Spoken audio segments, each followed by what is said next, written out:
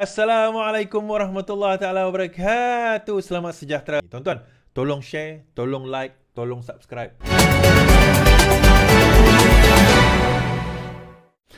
Tuan-tuan ingat MP Bersatu Iskandar Zulkarnain itu yang menyatakan beliau menyokong Datuk Seri Anwar Ibrahim dan mengharapkan supaya ada peruntukan untuk beliau. Ingat tuan-tuan Okey. Now, apa yang berlaku, interestingly enough, ialah beliau sudah tidak hadir parlimen, ikut maklumat yang saya dapat, dah kira-kira 2 minggu. Kita pelik.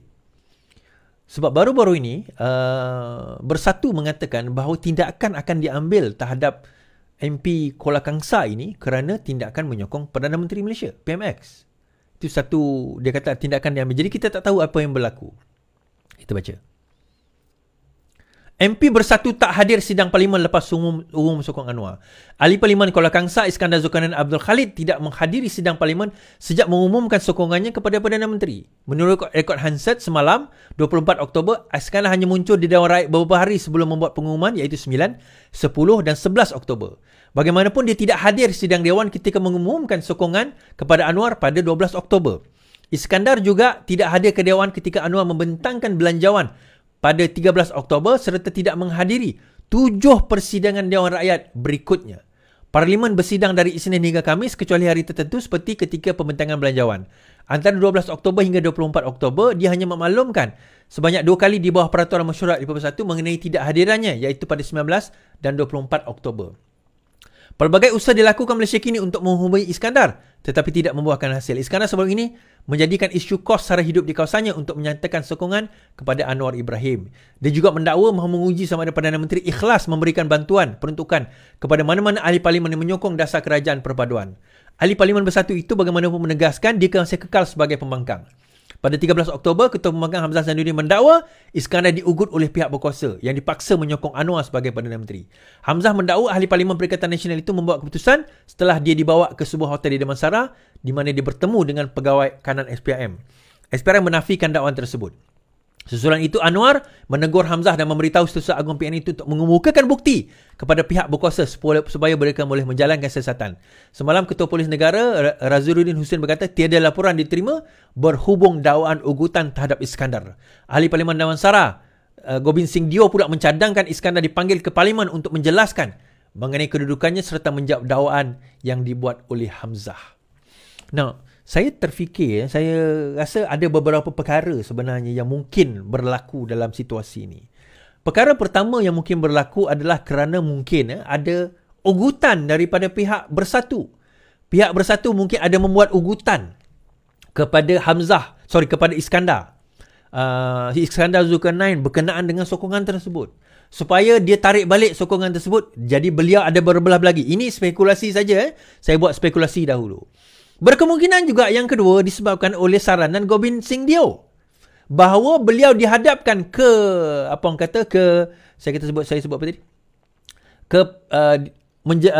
mencadang Israel Parlimen untuk menjelaskan kedudukannya.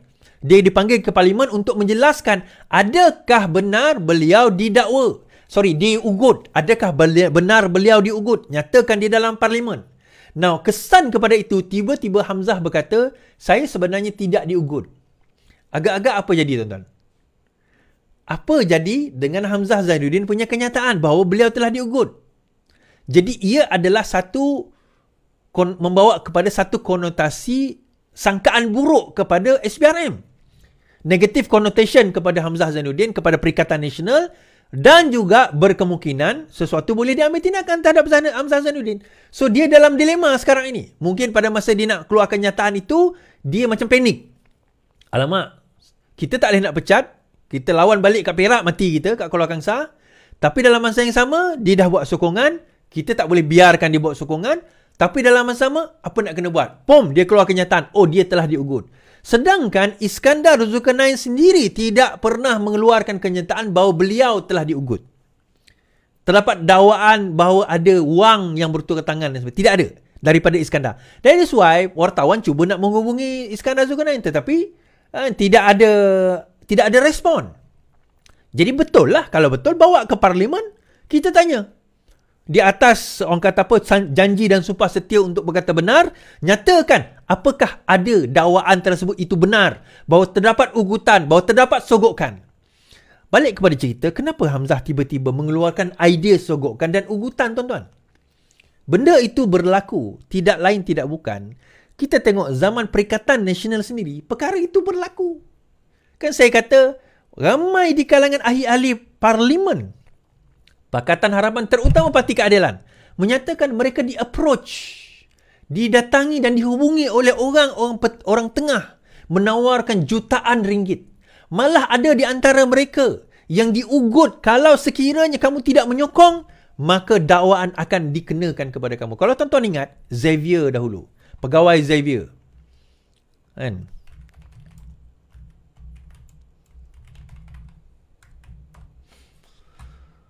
Pegawai khas Xavier ditangkap polis melibatkan dana 1.2 juta. Tuan-tuan ingat pegawai khas menteri, bekas menteri Xavier ditahan melibatkan 1.2 juta. Now, selepas kejadian itu, kan, yang ini berlaku Februari 16 Februari 2021.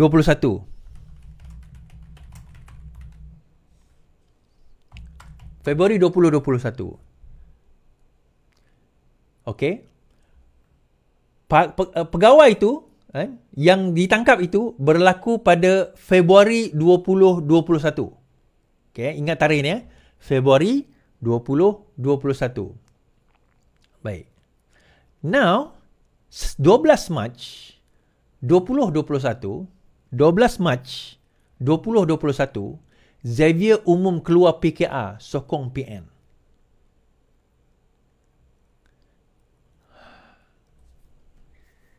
Februari, ugutan tangkap dan sebagainya 1.2 juta pegawai dia. Tapi ada dakwaan mengatakan berkemungkinan akan terpalit sekali dia sendiri. Mac 2021, saya sokong Perikatan Nasional. Xavier ni tuan-tuan. Walaupun saya dalam keadilan, dia orang PKR sama dengan saya. Walaupun kami dulu berlainan camp dan saya lawan Xavier. Saya antara orang yang lawan Xavier dalam parti saya sendiri. Dia lompat. Orang lama ni. So, cerita yang sama dia nak gunakan untuk Iskandar Zulkarnain. Tapi malangnya tak berjaya. Saya nak cerita tuan-tuan. Peruntukan ahli parlimen lebih kurang 3.4 juta, lebih kurang macam tu. Okay. 2 juta sebenarnya ahli parlimen dapat untuk pembangunan di tempat dia. Semua pembangkang kerajaan dapat. Yang tak dapat 1.4 juta tu, yang ahli PAS kata nak bagi orang mati, nak bagi orang sakit, yang tu dia tak ada. Nak bayar office, yang tu dia tak ada. Yang tu memang tak dibagi. Tetapi 2 juta untuk pembangunan rakyat dibagi. 1.4 juta tu untuk diri dia.